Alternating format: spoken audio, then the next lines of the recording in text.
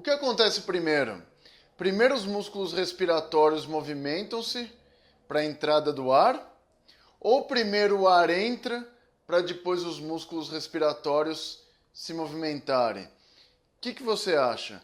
Vou te dar 15 segundinhos para você pensar e eu já volto depois da vinheta. Vai!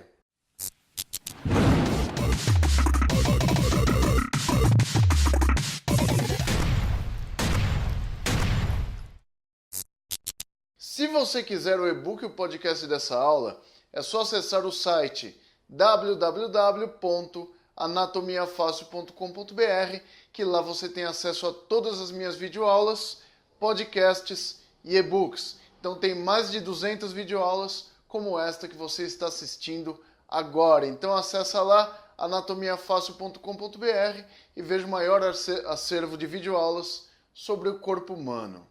E aí, pensou? O que você acha? Primeiro os músculos se movimentam para o ar entrar, ou primeiro o ar entra para depois os músculos se movimentarem? Para responder essa pergunta, eu trouxe para vocês um modelinho de pulmão artificial. Esse modelinho de pulmão artificial vai ajudar vocês a entenderem como que funcionam os processos de inspiração, entrada de ar nos pulmões, e expiração, com ênfase nos músculos respiratórios. Então a gente tem que entender hoje a mecânica ventilatória, como os músculos da respiração se comportam. Esse modelinho de pulmão aqui, eu copiei lá do Manual do Mundo, bem que o Iberê Tenório podia me ajudar a fazer um modelo de sistema circulatório, que é um dos poucos que eu não fiz ainda. Mas fica a dica aí. Falou? Então aqui a gente tem um modelo de pulmão. Onde? O que a gente encontra? Tudo o que a gente encontra aqui tem no nosso pulmão de verdade ali. Então vamos lá. Tem via aérea aqui, traqueia e brônquios. Tem via aérea aqui, ó, traqueia e os brônquios se bifurcando lá dentro da caixa torácica. Tem pulmões? Sim, tem pulmões, representados aqui pelas bexiguinhas. Tem caixa torácica, ou seja, tem uma estrutura dura, limitada pelas costelas externas e cartilagens costais? Tem, é a garrafa PET aqui. Tem o limite inferior aqui, que é o músculo diafragma? Tem também. Então, todos os elementos que a gente encontra no sistema respiratório, a gente encontra nesse modelinho aqui. Então, esse modelo vai ajudar vocês a entenderem como que funciona a mecânica da respiração. Então, vocês já tiveram tempo suficiente para pensar e a resposta é a seguinte. Você já viu morto respirar? Se você nunca viu um morto respirar, é porque, primeiro, os músculos se movimentam para depois eu ter entrada do ar. Por que eu digo isso? Porque quando eu tenho lá um cadáver, com o pulmão, tudo bonitinho, eu tenho pressão de ar do lado de fora e eu ainda tenho pressão do ar do lado de dentro. Mas as duas pressões estão iguais. Então, se as duas pressões estão iguais, ou seja, o número é igual a zero, ou seja, eu não tenho uma pressão positiva nem negativa, significa que não há movimento. Então, se a gente tivesse a entrada do ar espontaneamente para depois os músculos se movimentarem, você ia estar lá no enterro e o cadáver ia estar respirando, porque ia ter diferença de pressão entre os gases. Por que isso não ocorre? Porque em nós vivos, primeiro os músculos respiratórios contraem, para depois eu ter diferenças de pressão entre o ar ambiente e o ar pulmonar, beleza? Então, a resposta é, primeiro os músculos contraem e depois o ar entra ou sai, beleza? Então vamos lá, primeira coisa que você tem que entender. Os movimentos ventilatórios são a inspiração, ou entrada do ar, e a expiração, ou saída de ar dos pulmões. Para que isso ocorra, a gente tem que ter o seguinte, a gente tem que ter músculos que vão gerar movimentos na caixa torácica, e a gente tem que ter diferença de pressão entre o ar atmosférico e o ar alveolar. Então aqui fora eu tenho a pressão atmosférica e aqui dentro dos pulmões teremos a pressão alveolar ou pressão intrapulmonar. Então é isso que a gente tem que ter. Como a primeira coisa que acontece é o movimento muscular, vamos falar primeiro dos músculos respiratórios. Então, para ver a entrada do ar, a inspiração, de forma relaxada, de forma normal, temos dois músculos principais que fazem esse movimento, que são o diafragma, que fica posicionado inferiormente aos pulmões. Então, o diafragma é um músculo que ele parece um guarda-chuva aberto, ali embaixo dos pulmões. O diafragma é importante por quê? Porque ele separa o que é a cavidade torácica do que é a cavidade abdominal. Então, o que é tórax e o que é abdômen depende do diafragma. Então, o limite entre o abdômen e o tórax é o diafragma. Então, ele é um músculo em forma de guarda-chuva que, primeiro, ele separa essas duas cavidades. Segundo, ele é o principal motor da inspiração, ou seja, da entrada de ar nos pulmões. Então, quando você inspira, cerca de 70% da inspiração é realizada pelo diafragma. Os 30% restantes são feitos pelos músculos chamados intercostais externos, que são esses aqui.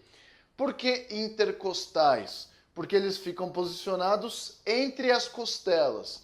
Então aqui eu tenho as costelas e entre elas os músculos intercostais. Porém, verifiquem que esse tipo de músculo intercostal, ele fica mais do lado de fora das costelas, ó. Diferentemente desse outro que fica mais para o lado de dentro. Beleza? Então o motor secundário para nossa inspiração tranquila são os músculos intercostais externos. Como eles vão agir? É fácil de entender. Como o diafragma está aqui na porção inferior dos pulmões, o que ele vai fazer? Quando ele contrair, ele se movimenta para baixo, certo? Expandindo o pulmão no sentido axial. Então ele vai expandir o pulmão no sentido inferior. Então ele vai puxar os pulmões para baixo. Essa é a função do diafragma. Ele expande os pulmões para baixo durante a inspiração. Beleza? Então essa é a função do diafragma. Os músculos intercostais externos, eles estão entre as costelas e durante o movimento inspiratório, eles vão aumentar os espaços costais. Olha a diferença dos espaços costais na inspiração e na expiração. Então, na inspiração, os espaços costais estão aumentados, porque quem faz esse trabalho são os intercostais externos. O que eles vão fazer? Na hora que eles aumentam os espaços costais, eu consigo expandir a caixa torácica no sentido látero-lateral, né, para as laterais, e no sentido antero-posterior, ou seja, no sentido anterior. Então a gente consegue expandir a caixa torácica durante a inspiração em todos os planos, ou seja, o diafragma puxa para baixo e os intercostais externos puxam para o lado e para frente. Beleza? Fazendo esse efeito aqui, ó. Então eles vão expandir a caixa torácica. Então essa é a função dos músculos inspiratórios, do diafragma e dos intercostais externos. Então, para você entender melhor como isso funciona, vamos lá. Aqui eu não tenho os intercostais, mas tenho o diafragma. Verifica que lá dentro da garrafa, ó, eu tenho os dois pulmões. Só que eles estão em repouso. Então, como a gente lembra, isso aqui é uma coisa morta, é uma pessoa morta. Beleza? Então, eu não tenho diferença de pressão. A pressão está igual do lado de fora e do lado de dentro da garrafa. Só que se eu fizer um movimento no diafragma aqui embaixo, olha o que vai acontecer. Presta atenção nas bexigas, ó. Quando eu puxar o diafragma para baixo, ó, eu aumento o volume da bexiga. Olha lá, ó. Puxei para baixo, a bexiga encheu. Ou seja, quando o diafragma e os intercostais fazem esses movimentos, eles vão expandir o pulmão. Isso vai alterar as pressões no interior do pulmão.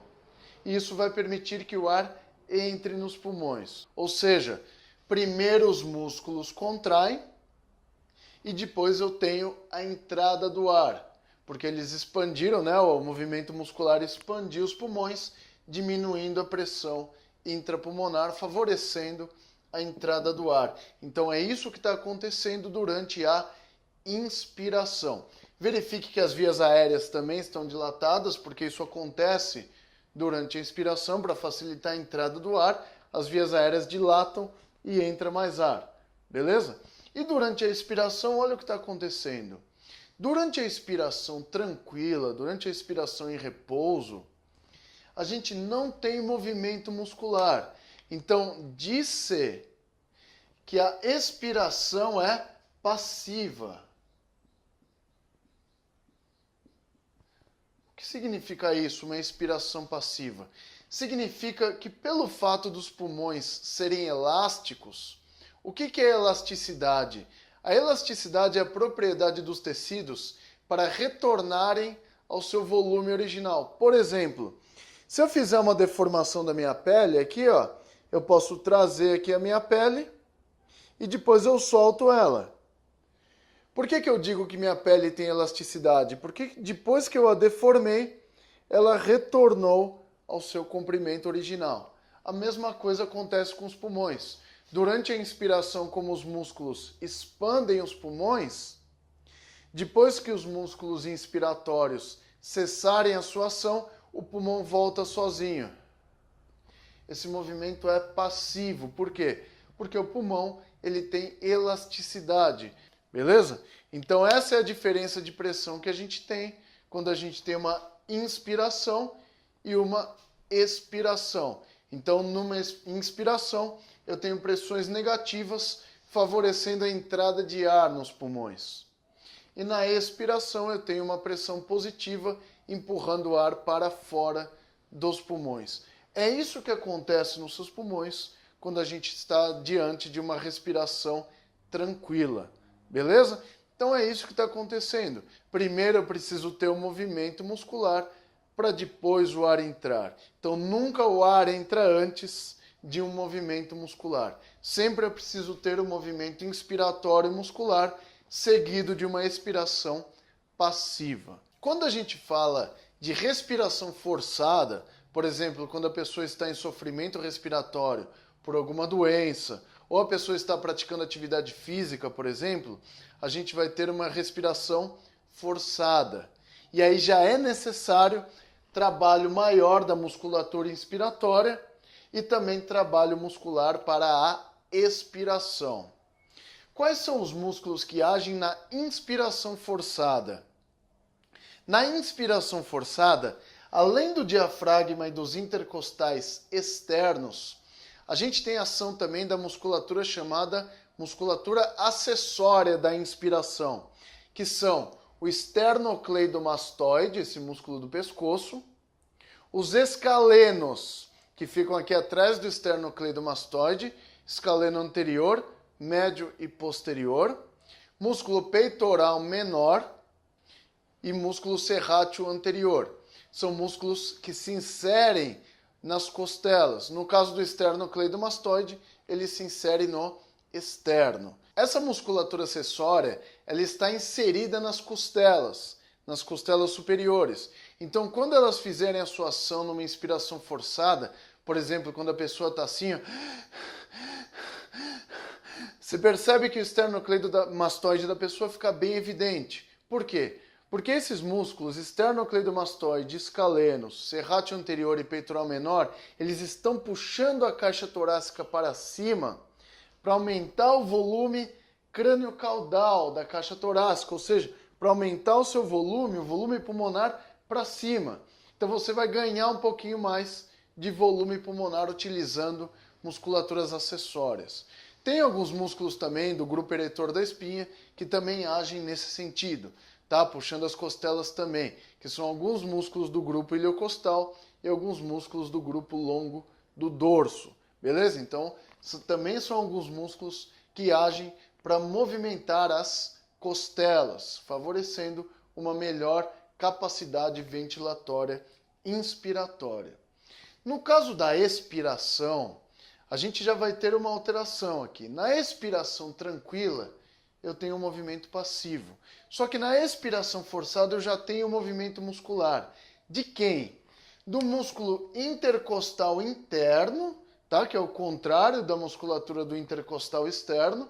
Se vocês perceberem, ó, os intercostais externos, eles estão mais para o lado de fora das costelas. Os intercostais internos, eles ficam mais para o lado de dentro das costelas. E o que eles vão fazer? Eles vão fazer o contrário desse aqui. Eles vão reduzir os espaços costais para quê? Para o pulmão ser apertado, para eu reduzir o volume pulmonar e aumentar cada vez mais a pressão dos pulmões, para eu expirar aquele ar que está ali dentro no esforço. Então, os intercostais internos são músculos utilizados na expiração forçada. E o último grupo muscular que a gente usa na expiração forçada são os músculos abdominais, reto abdominal, oblíquos e transverso. Esses músculos fazem o quê? Quando esses músculos gerarem uma compressão sobre o abdômen, ele vai comprimir as vísceras, certo? E também o líquido que tem dentro do abdômen, que o abdômen é uma caixa hidráulica. Isso vai forçar o diafragma para cima, apertando os pulmões, gerando pressões positivas sobre os pulmões para ajudar a expelir o ar. Então a musculatura abdominal aumenta a pressão sobre o diafragma, fazendo com que ele levante mais e expulse mais ar dos pulmões. E os músculos intercostais internos, eles reduzem os espaços costais, diminuindo o volume dos pulmões e aumentando a pressão no interior dos pulmões. Existe uma diferença anatômica importante. Eu vou desenhar aqui a costela, os dois casos, ó, para vocês entenderem aqui a diferença entre os intercostais externos e os intercostais internos. Então vamos lá. Olha que legal. Aqui tem as costelas. Os intercostais externos, eles obviamente ficam mais para o lado externo, para o lado de fora da caixa torácica, beleza? E ele tem o sentido das suas fibras dessa forma aqui, ó.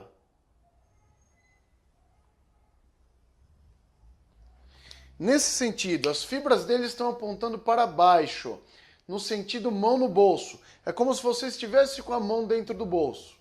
Beleza? O sentido das fibras é para baixo. Nos intercostais externos. Beleza? Os intercostais internos que ficam lá por dentro da caixa torácica, eles têm o sentido inverso.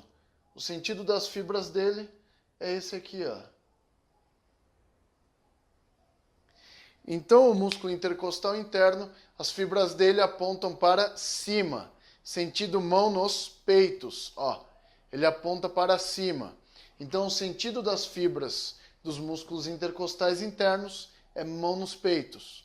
E o sentido das fibras do músculo intercostal externo é mão no bolso.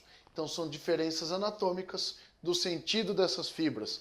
E os intercostais externos, vocês olham pela parte de fora da caixa torácica.